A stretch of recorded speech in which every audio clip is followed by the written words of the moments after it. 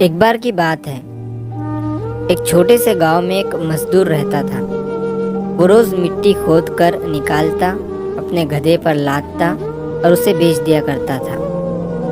तो एक बार जब वो मजदूर मिट्टी खोद रहा था तो मिट्टी खोदते खोदते उसे उस मिट्टी में से एक कीमती हीरा मिलता है। लेकिन उस मजदूर को नहीं पता था कि वो बहुत ही कीमती हीरा है। तो उसने उस हीरे को अपने गधे के गले में बांध दिया। एक दिन जब वो गांव से अपने गधे को लेकर जा रहा था तो एक सेठ जी थे उसी गांव के, जो उसी गांव में एक छोटी सी किराने की दुकान चलाते थे। तो उन्होंने जब उस गधे के गले में उस हीरे को देखा तो उस मजदूर से पूछा कि ये तुम्हारे गधे के गले में क्या है, बड़ा चमक रहा है।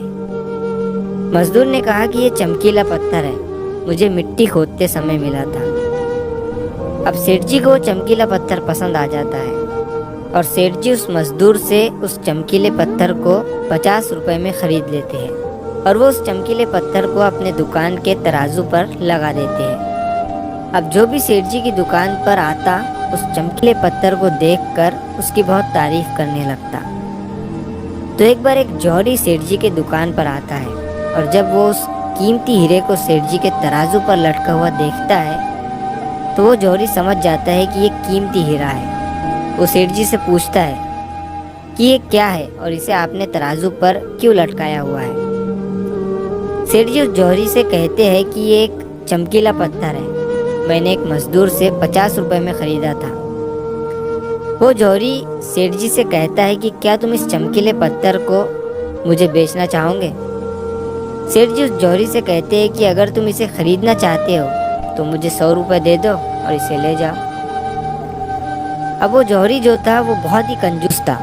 उसने सेठ जी से कहा कि मैं इस चमकीले पत्थर के तुम्हें 80 रुपए दे सकता हूँ, चाहिए तो बोलो, नहीं तो मैं जा रहा हूँ। सेठ जी अपने 100 रुपए पर ही अड़े रहे और वो जौहरी ये सोचकर वहाँ से चला गया कि आज सेठ जी नहीं मान रहे हैं, कल आऊँगा और सेठ जी को 90 रुपए देकर वो हीरा लेकर चला जाऊँगा। लेकिन हुआ कुछ ऐसा कि उसी दिन शाम के वक्त एक दूसरा जौहरी उसी गांव के रास्ते से जा रहा था और अचानक उसी गांव में उसकी गाड़ी बंद हो जाती है।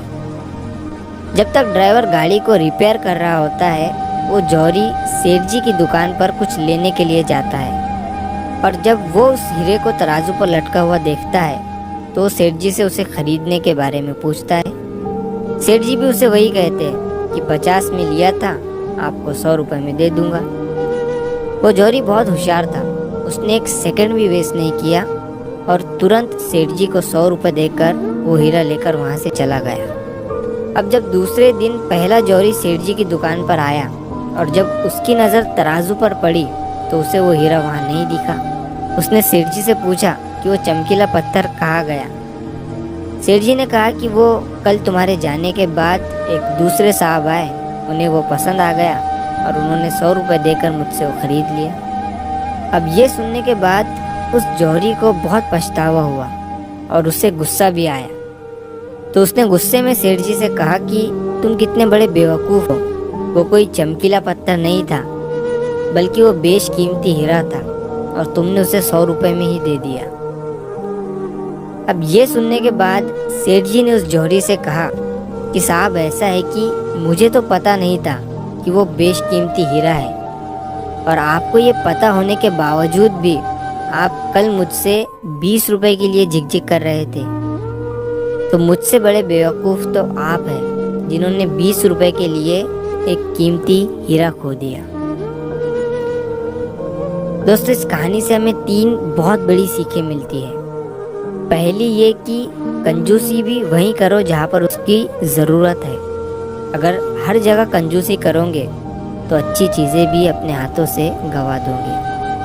और दूसरी सीख इस कहानी से हमें ये मिलती है कि हाथ में आया हुआ मौका, अपॉर्चुनिटी हमें कभी भी गंवानी नहीं चाहिए। अक्सर करके हम अपने आप को ब्रिलियंट समझकर कई सारे मौके हाथ से गंवा देते हैं। और तीसरी सीख हमें इस कहानी से ये मिलती है कि कभी भी काम को कल पर मत टालो। एक बहुत पुरानी कहावत है कि कल करे सो आज कर और आज करे सो अब। दोस्तों, सही समय कभी नहीं आता है, अभी जो है वही सही समय है। तो अगर आप इस कहानी को और भी लोगों तक पहुंचाना चाहते हो तो इस वीडियो को लाइक करो, ताकि YouTube इस वीडियो को और भी लोगों तक पहुंचाए। और अगर कहानी अच्छी लगी हो तो हमारे चैनल को सब्सक्राइब ज़रूर करिए। मिलता हूँ मैं अगली बार इसी तरह की कहानी के साथ। तो सब्र करो, शुक्र करो और ज़िंदगी में आगे बढ़ो।